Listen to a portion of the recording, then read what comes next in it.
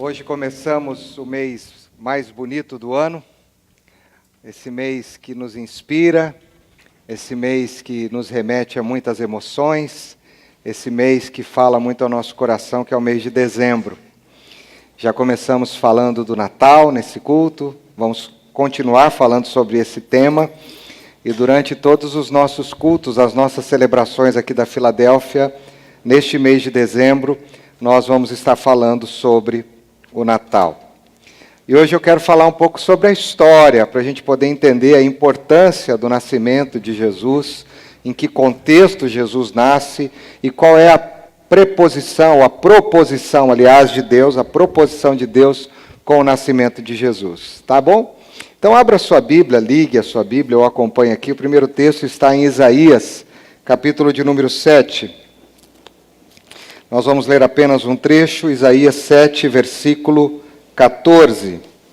Isaías 7, 14. Vou ler na NVI. Diz assim: Por isso, o Senhor mesmo lhes dará um sinal. A virgem ficará grávida e dará à luz um filho e o chamará Emanuel. A virgem ficará grávida e dará à luz a um filho e o chamará Emanuel. Agora, vamos ler o cumprimento dessa promessa. Essa é uma promessa que Isaías fez no Antigo Testamento. Depois de muitos anos, essa promessa se cumpriu. Mateus, capítulo 1, a partir do versículo de número 18. Mateus, capítulo 1, versículo de número 18. Diz assim: Foi assim o nascimento de Jesus Cristo. Maria, sua mãe, estava prometida em casamento a José, mas antes... Deixa eu achar aqui, a visão já perdi, olha só, cadê? Mas antes que se unissem, achou-se grávida pelo Espírito Santo. Lá está melhor para enxergar, ó. Por ser José seu marido, um homem justo, e não querendo expô-la à desonra pública, pretendia anular o casamento secretamente. Mas depois de ter pensado nisso, apareceu-lhe um anjo do Senhor em sonho e disse: José, filho de Davi, não tema receber Maria como sua esposa, pelo que nela foi gerado, procede do Espírito Santo. Ela dará à luz um filho, e você deverá dar-lhe o nome de Jesus, porque ele salvará o seu povo dos seus pecados. Versículo 22. Tudo isso aconteceu para que se cumprisse o que o Senhor dissera pelo profeta. Olha lá. A virgem ficará grávida e dará à luz um filho, e lhe chamarão Emanuel, que significa Deus conosco. Versículo 24. Ao acordar, José fez o que o anjo do Senhor lhe tinha ordenado e recebeu Maria como sua esposa. Vamos orar. Feche os teus olhos. Pai, muito obrigado por essa manhã, obrigado por estas duas porções da tua palavra e que elas venham nos trazer luz e graça para que possamos nos inspirar também nesta mensagem tão linda, que é a mensagem de libertação a partir do nascimento do teu Filho Jesus. E é no nome dele que nós oramos. Amém, amém e amém. Bom, eu gosto muito desses textos. São dois textos interessantes, porque fica claro, um com uma promessa e o outro com o cumprimento da promessa. Mas para a gente poder entender esses dois textos, a gente precisa entender um pouquinho da história. E se a gente fosse poder colocar um slogan para o título Natal dentro da Bíblia, nós poderíamos dizer o seguinte: Natal, : da crise à esperança. Essa é a grande mensagem que o nascimento do Salvador nos ensina. O nascimento de Cristo, de Jesus, do Emanuel, do Deus conosco, do Messias. Natal, nascimento. A palavra Natal tem a ver com nascimento. Da crise à esperança.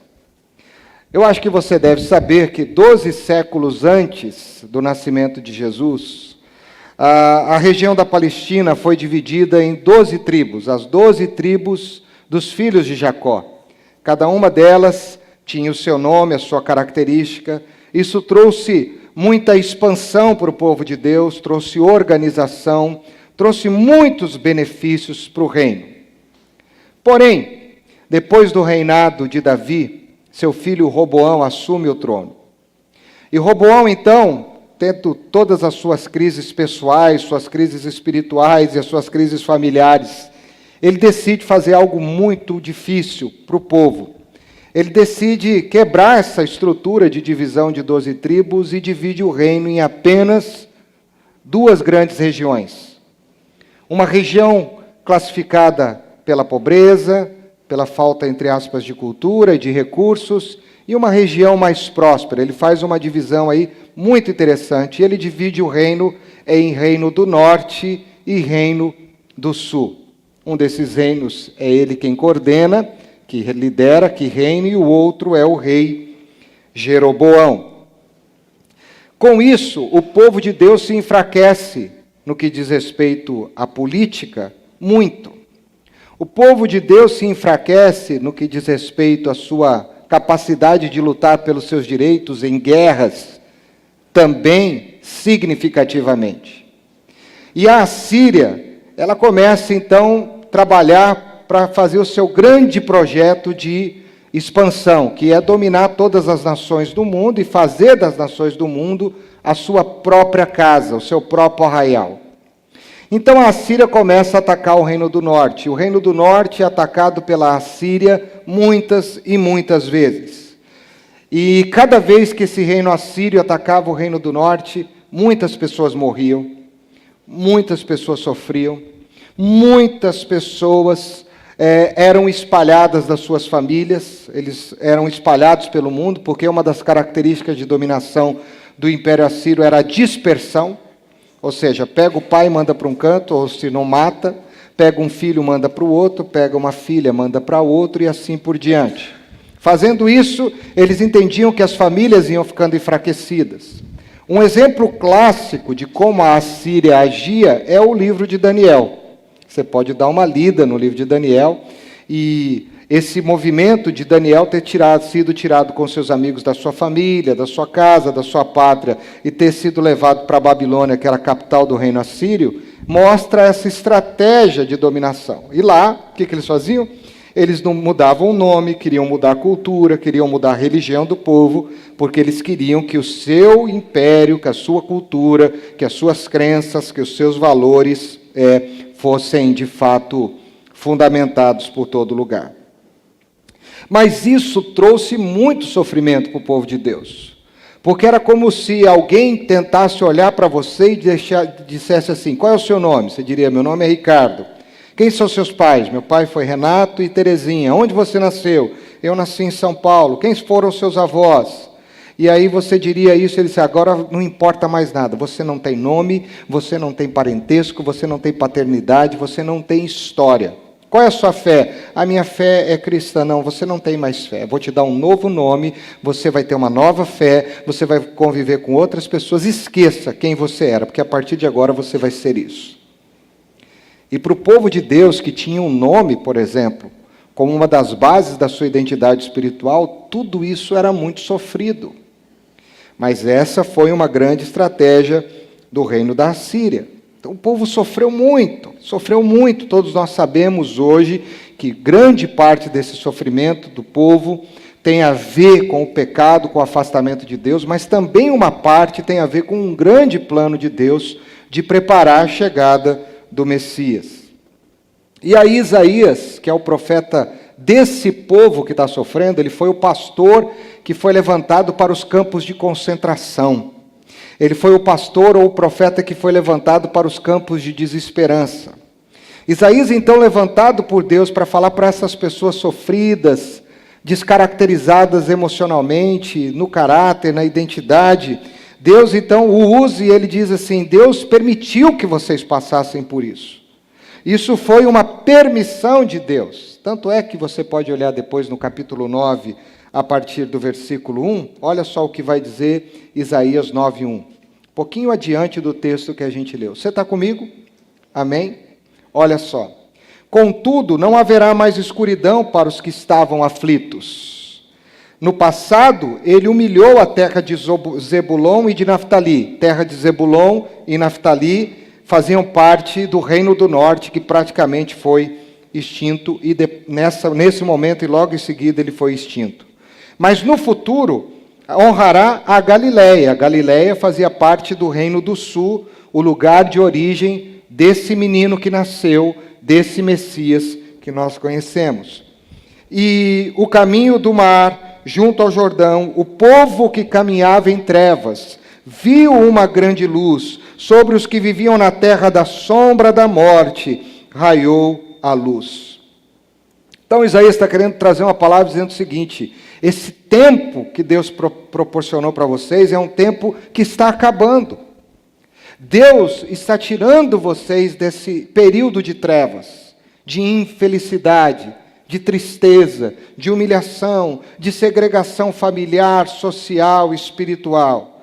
Deus agora quer despertar vocês para uma nova realidade. E agora essa nova realidade, ela vem da Galileia. Essa nova realidade vem de um lugar específico. E nesse lugar específico vai nascer alguém que vai libertar vocês de toda essa opressão. Esse texto aconteceu mais ou menos no século VIII a.C., então esse texto é um texto extremamente profético. Isaías está sendo muito assertivo na sua profecia. Mas também Isaías está dizendo, vocês estão vivendo uma crise, vocês estão vivendo uma luta terrível, vocês estão sofrendo. E qual é o diagnóstico da crise de Isaías? Versículo 1, você pode colocar ali que dá para vocês entenderem. Olha a crise do povo. Não haverá mais escuridão para os aflitos, ou seja, vocês estão em escuridão. E a palavra escuridão na cultura oriental, ela tem a ver com desorientação. A palavra escuridão tem a ver com desorientação. Então, o que o profeta está dizendo é o seguinte: não haverá mais desorientação. Por quê? Porque os filhos de Deus foram espalhados para tantos cantos. Eles já não sabiam mais os caminhos que eles deviam pegar, eles não sabiam mais o que fazer, eles estavam sofrendo. Esse período de dispersão, de desorientação está acabando. Então, esse é um reflexo da crise. Outra palavra diz que não haverá mais aflição para os que estão aflitos. Aflição tem a ver com aquilo que é quente demais, quando você é submetido a uma alta temperatura insuportável e depois te joga numa água fria. A palavra aflição vem disso. Lembra quando aquelas pessoas faziam as espadas, as facas, né? Tinha até um programa na TV que eu assistia, dos caras que faziam umas facas e tal. Eu gosto muito de espada. Meu sonho é ainda ter uma espada grandona, assim. Não para matar ninguém, tá certo? Fica tranquilo. Mas eu acho demais. Até ontem à noite, cheguei em casa, estava assistindo um filme do Rei Arthur, umas espadas, a Excalibur, aquela coisa toda, né? Mas, então, quando você está fazendo uma faca, um ferro, o processo de temperar o aço se chama aflição. Porque o ferro é submetido a uma temperatura altíssima, altíssima, e quando ele está incandescente, você joga ele na água e faz... Shh. Então, esse processo é de afligir o metal. E era assim que o povo se sentia. O povo sofria, sofria, sofria. E quando eles estavam aí, vinha tudo isso. Então Deus está dizendo, esse processo traumático está chegando ao fim. Versículo 2. O povo que andava em trevas viu a luz, ou seja, vocês não vão mais andar, não só na desorientação, mas também aqui tem a ver com terra de sombras, terra de morte. Sabe o que significa povo que andava em trevas? Nesses campos de concentração, nesse campo em que o povo de Deus era morto, isso tem muito a ver com o que a gente contempla na história mais recente. Tinham muitos corpos, muitos cadáveres, tinha muita gente mutilada, tinham muitos órfãos, tinha muita dor, muita pobreza. Então, andar em trevas era andar nesse ambiente de morte, de sofrimento, de pessoas que estavam sendo torturadas, mutiladas. Então, o povo que anda em trevas não vai mais viver nessas trevas, ele vai ver uma grande luz. E essa luz tem a ver com Deus resplandecendo sobre eles a sua glória. Então, esse texto de Isaías, capítulo 7, versículo 14, que a gente leu, fala de uma situação extremamente opressora, e o povo está sofrendo muito. O rei de Rezim está vindo, e acaso o rei de Judá, você está comigo? Estou tentando fazer um apanhado histórico, da forma mais tranquila possível. Ele está tão desesperado por causa de todo esse contexto que eu estou colocando para você, que eles estavam assim numa situação de quase não conseguir se conter. Olha o que diz o versículo 2 do capítulo 7. Olha o sentimento de um rei do povo de Deus em relação a todo esse campo de concentração, esse império dominante. Olha lá. Informaram ao rei: a Síria montou acampamento em Efraim, ou seja, na terra deles. Ou seja, a Síria chegou e agora é caos, é morte. Com isso, olha como o coração do rei ficou. O coração de Acaz e do seu povo agitou-se. Olha a metáfora, olha o exemplo para tentar entender a agitação do coração desse rei. Ficaram como árvores da floresta, agitadas ao vento. Esses dias deu um vendaval aqui em Londrina, caiu muitas árvores, muitas árvores. Você viu como uma árvore fica agitada ao vento ou não? Então, o coração do rei está assim. Tamanho medo. E aí, Isaías vendo tudo isso, e Deus usando a vida de Isaías, diz: calma, keep calm. Versículo 4, capítulo 7, olha só. Diga a ele: tenha cuidado, acalme-se, não tenha medo, que o seu coração não desanime por causa do furor destes restos de lenha fumegantes. Rezim, a Síria e o filho de Remalias. Ou seja, o Senhor está dizendo, isso aí tudo vai acabar. E no meio dessa crise, desse medo, e eu já disse isso aqui, né, que é muito lindo quando as promessas de Deus se inserem na história do povo de Deus. Geralmente, as promessas de Deus na Bíblia, elas se inserem na vida do povo em momentos de crise. Porque na crise você precisa de uma promessa, senão você não dá conta. Então, no meio dessa crise, vem o versículo 14, que a gente leu, no meio de todo esse contexto. E ele diz: a virgem, a pura, aquilo que é lindo, aquilo que é belo, a virgem tem a ver com pureza, com idoneidade, com beleza. A virgem conceberá e ficará grávida e dará à luz um filho, e ele será chamado Emanuel, que quer dizer Deus conosco, ou seja, vocês não estão mais sozinhos. No meio de tudo isso, essa palavra é para dizer que na crise vocês não estão sozinhos.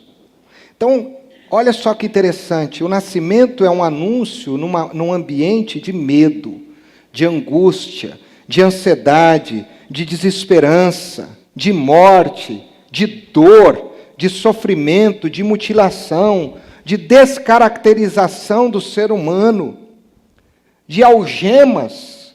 E é nesse ambiente que vem uma promessa de esperança, de libertação e de presença. Por isso eu já quero deixar, vou retomar isso, que a grande sacada do Natal na Bíblia não são os presentes, é a presença. O Natal não é a celebração dos presentes, o Natal é a celebração da presença. Porque quando você está se sentindo só, quando você está se sentindo com medo, quando você está se sentindo angustiado, quando você está se sentindo desesperado, quando você está se sentindo desorientado, quando você está no meio da escuridão, você precisa de uma presença que te guie, que te oriente, que te ajude. Aí vem o segundo texto, você está comigo? Vem o segundo texto de Mateus, capítulo 1, a partir do texto que a gente leu, versículo 18. Aqui é o ápice de tudo isso. Jesus, a promessa, nasce. E a palavra Jesus vem de uma forma grega do nome Josué, que foi um grande líder para o povo de Deus, que significa Salvador. Vocês não estão mais sem Salvador. Vocês não estão mais sem um resgatador. E esse Salvador é aquele que vem para orientá-los. Hoje eu até não quero falar muito do contexto do Novo Testamento, Mas quando Jesus nasce, o Império Romano passava também por uma grande crise. Havia uma crise política e financeira muito grande.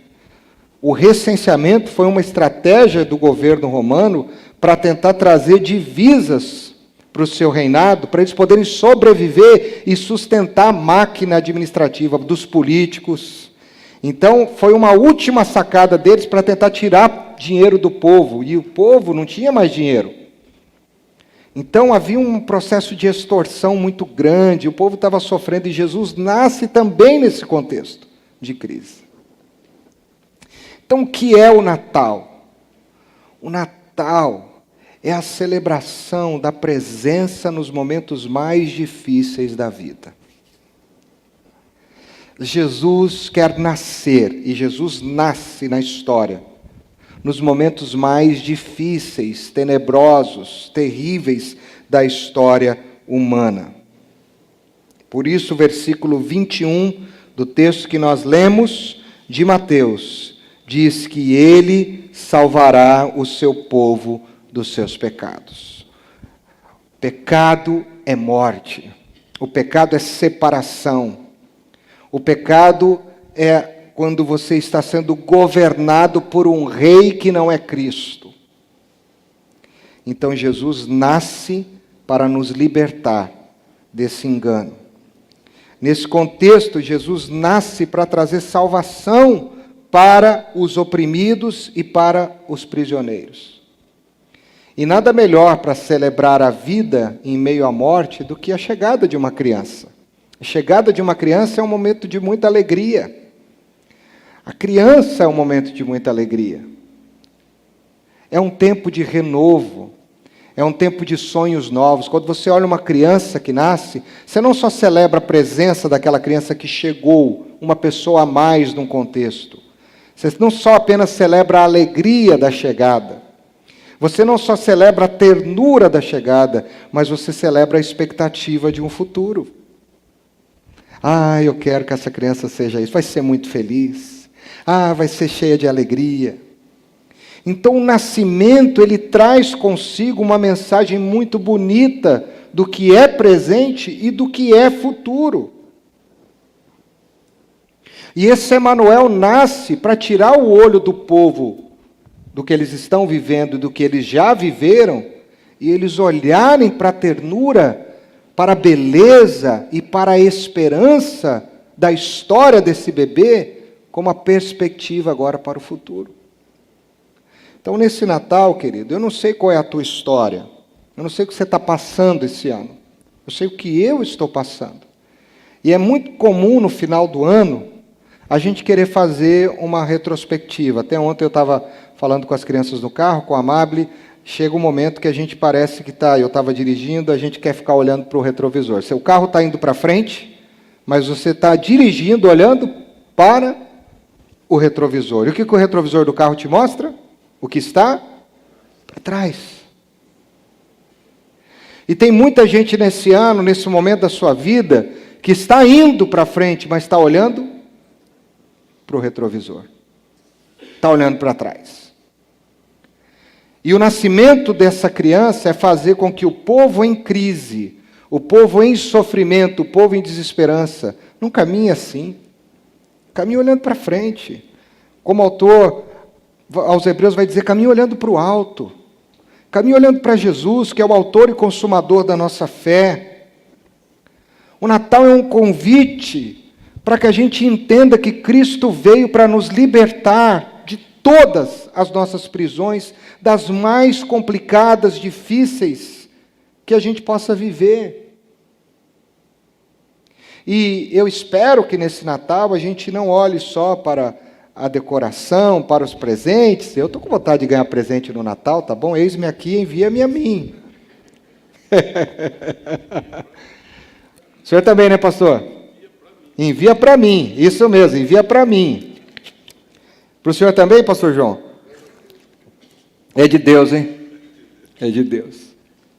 Só que eu tenho que celebrar esse Natal entendendo que tudo aquilo que me oprimiu em 2019, tudo aquilo que me humilhou em 2019, Tudo aquilo que me fez me sentir menor em 2019, tudo aquilo que me desorientou em 2019, agora eu posso olhar para uma palavra como essa e dizer: Jesus, o Emanuel, pode trazer uma perspectiva nova, para eu olhar para frente e não para trás. E entender que há esperança para o futuro. Entender que há esperança para o futuro porque as promessas de Deus se cumprem. Ele é o Emanuel. E é por isso que Jesus nasce. Jesus nasce para pôr um fim às crises de qualquer pessoa. Se Jesus nascer no coração hoje de um drogado, de uma pessoa que é escrava do medo, de uma pessoa que é escrava de uma depressão profunda, de uma pessoa que está escrava de qualquer outro tipo de vício, de uma família que está escrava dos relacionamentos doentios. Se Jesus nascer hoje para esta vida vai ter esperança de um futuro. É por isso que o Natal é tão importante. Porque Jesus pode nascer a qualquer momento. Mas não é só para famílias que não conhecem a Ele que Ele pode nascer, é para famílias que Ele já nasceu, mas elas se esqueceram da sua presença. E aí Ele tem que nascer de novo, de uma certa forma, usando uma figura de linguagem, para que a gente possa entender que Ele é presente na nossa casa, que Ele é presente na nossa história. Natal é a celebração da presença. Natal é a celebração da presença. Lucas capítulo 2, versículo 6, quando Lucas está mencionando, quando José e Maria estão lá procurando um lugar para se hospedarem, eles não conseguem, a cidade está muito cheia, todos os hotéis, os hostels, todos os lugares estavam muito lotados, então diz assim: enquanto estavam lá, chegou o tempo de nascer o bebê, e Jesus nasceu. Porque Jesus nasce mesmo. Existe o tempo de nascer o bebê. E o bebê nasceu num momento de muita confusão. É tanta confusão que tem tanta gente procurando tanta coisa naquele momento, em Belém, mas eles não dão conta de que a salvação está nascendo em Belém. Eles não dão conta que no meio de todo aquele tumulto, Deus está colocando presencialmente o Salvador no meio deles. E tem muitos de nós que, infelizmente, passamos o Natal sem entender o peso da presença, o impacto da presença do Messias na nossa vida. E essa teologia do nascer a partir do Messias é muito forte dentro do Novo Testamento, principalmente nos Evangelhos. Quando Jesus vai falar com Nicodemos, lá no Evangelho de João, no capítulo 3, Jesus está conversando muitas coisas com Nicodemos, e eu não me lembro o versículo agora, mas Nicodemos diz assim para Jesus: Mestre, sabemos que ensinas da parte de Deus. Eu acho que é o versículo 1, se não me engano. Pois ninguém pode realizar sinais miraculosos como o Senhor faz. E ele começa então a encher a bola de Jesus. Só que Jesus olha para ele e diz: você tem uma crise, cara. Você tem uma crise de nascença. E a sua crise de nascimento é que você precisa nascer de novo. Você precisa nascer. Porque quando Jesus nasce, e quando há um nascimento, é a expectativa de um novo futuro, a expectativa da alegria. E aí ele diz que ninguém pode ver o reino de Deus, ou o reino dos céus, se não nascer de novo.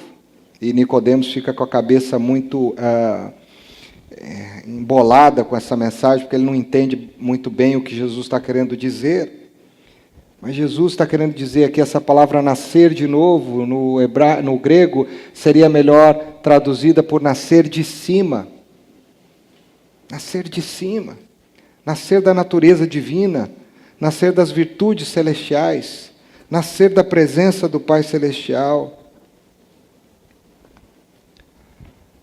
Então, quando Jesus nasce, tudo muda, tudo se transforma, tudo se ressignifica.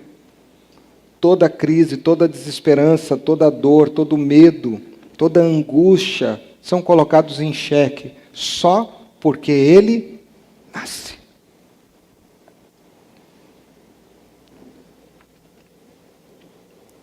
E a gente está tão focado nos nossos medos, nas nossas necessidades, naquilo que a gente está precisando, naquilo que a gente está buscando, que a gente acaba se esquecendo de que esse nascer de Jesus precisa ser mais celebrado na nossa vida.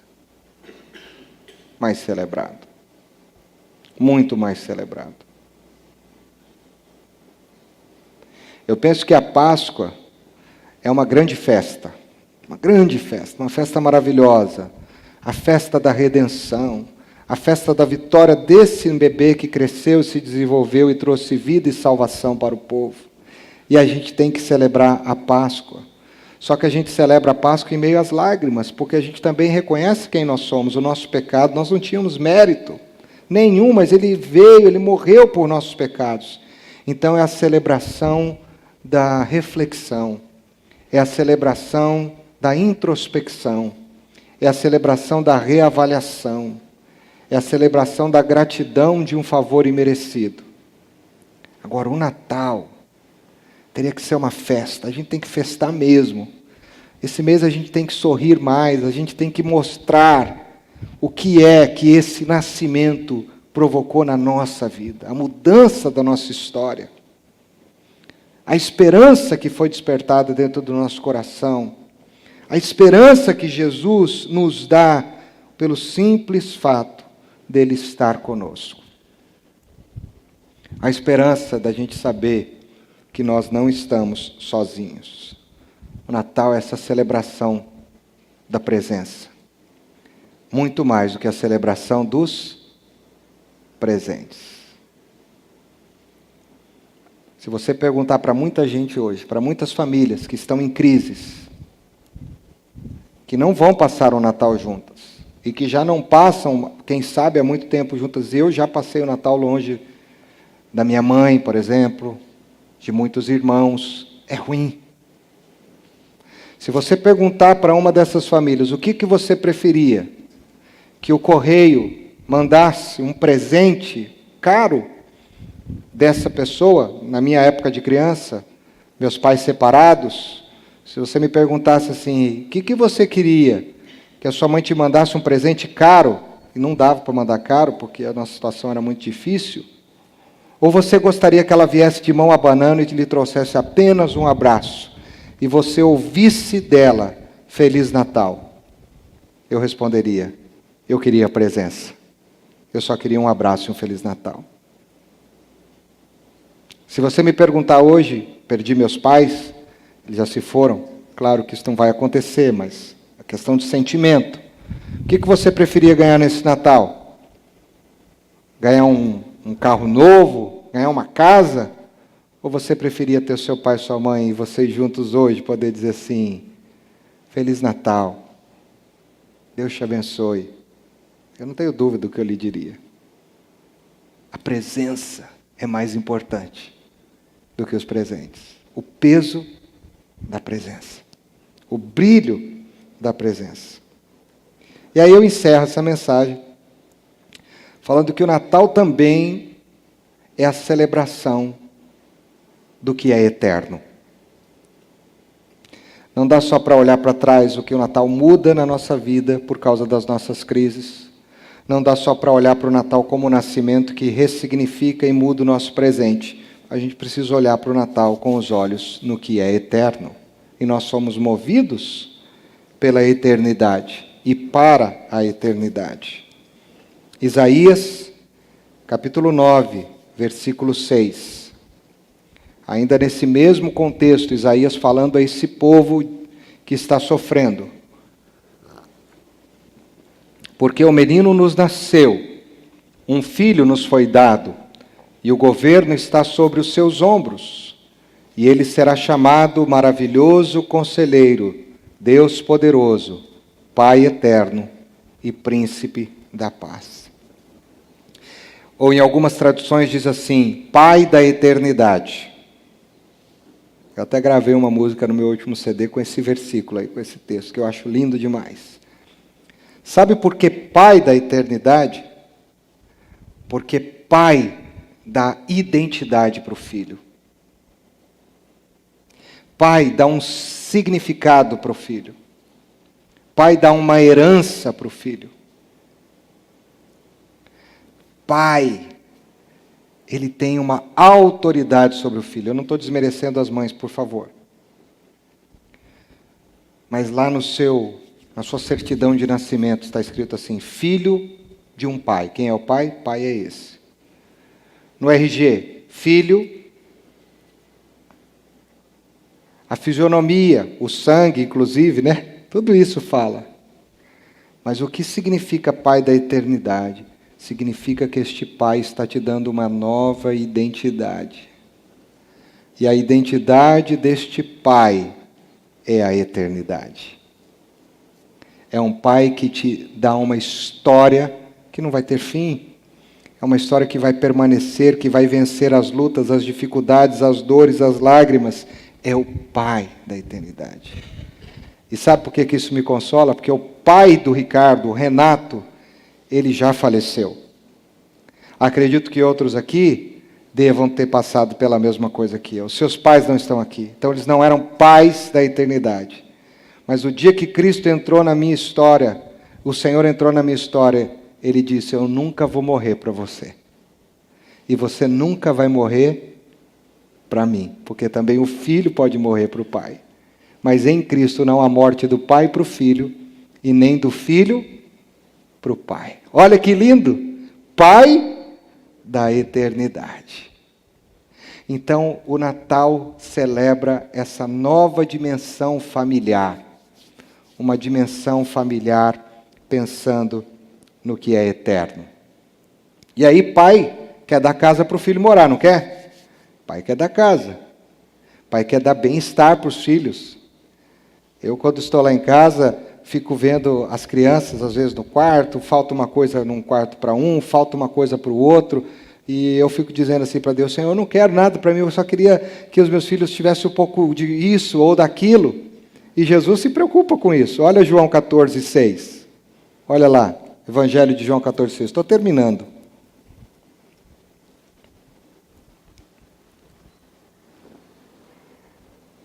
Eu acho que é esse. Eu sou o caminho, a verdade e a vida, ninguém vê ao Pai. Eu acho que eu me equivoquei aqui, mas ele diz assim, eu acho que é antes, deixa eu abrir aqui que é melhor.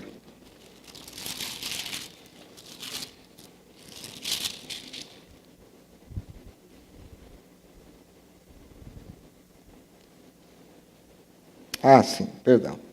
Olha aqui, versículo 2. João 14:2. Na casa de meu pai há muitos aposentos. Se não fosse assim, eu lhes teria dito, vou preparar-lhes lugar. E se eu for e lhes preparar o lugar, voltarei e os levarei para mim, para que vocês estejam onde eu estiver.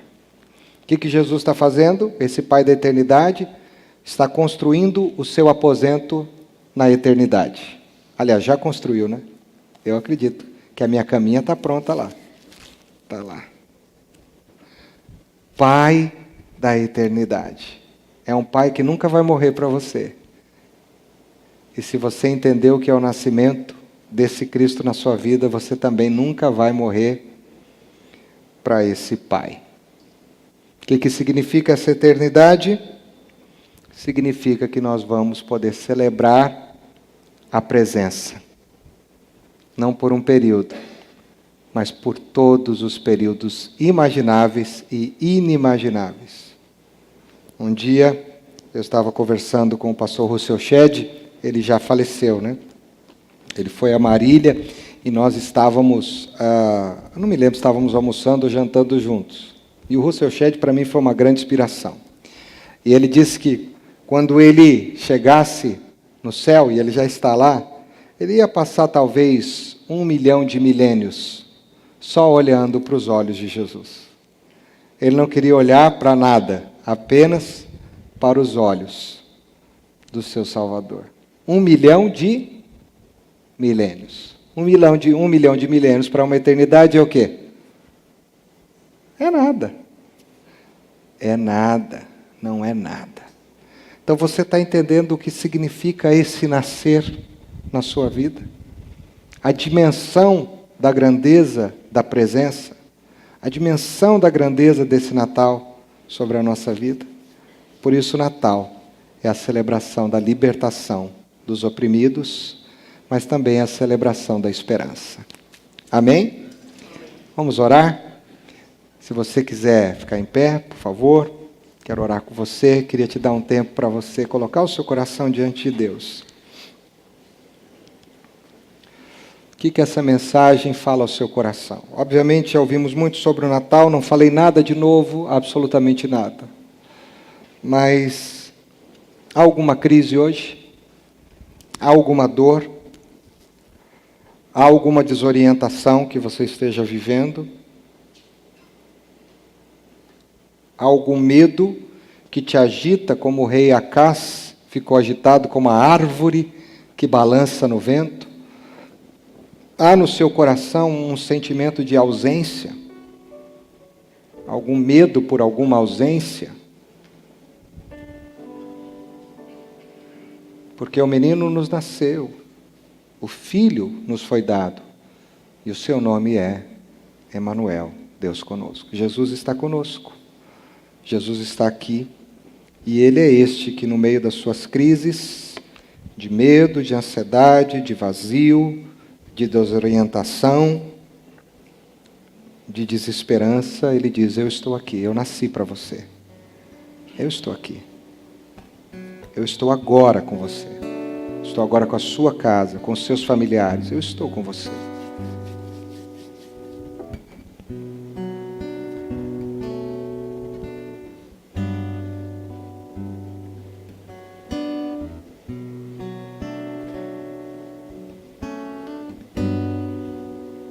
Pai, muito obrigado por essa manhã, muito obrigado por esta palavra que falou ao meu coração. Obrigado porque Jesus nasce exatamente aonde nós precisamos que Ele nasça. Ele nasce nas piores e maiores angústias da nossa vida para colocar um fim a todas elas. Obrigado porque Jesus é a resposta para todas as nossas crises, sem Ele dar a resposta. Ele não precisa dar a resposta, Ele é a resposta, pelo simples fato da sua presença. E como a igreja dele, Pai, que vive num mundo completamente maluco, de tantas crises, de tantas coisas, que a gente possa ser mais celebrantes da presença. Que possamos ser mais calorosos da presença, que possamos ser mais gratos da presença, porque Ele nasceu para dizer para cada um de nós: vocês não estão sozinhos.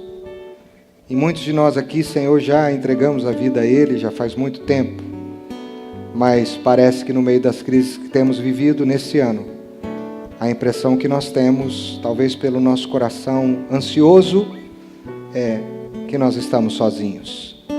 E Ele nos diz: vocês não estão sozinhos, porque quando eu me tornei o seu Pai da eternidade, eu quis dizer para você que eu nunca mais ia abandoná-lo, eu nunca mais deixarei, nem te abandonarei. Ó Pai, muito obrigado por esta palavra, muito obrigado por este culto. Continue a falar conosco agora na celebração da Tua mesa. É a nossa oração em nome de Jesus. Amém.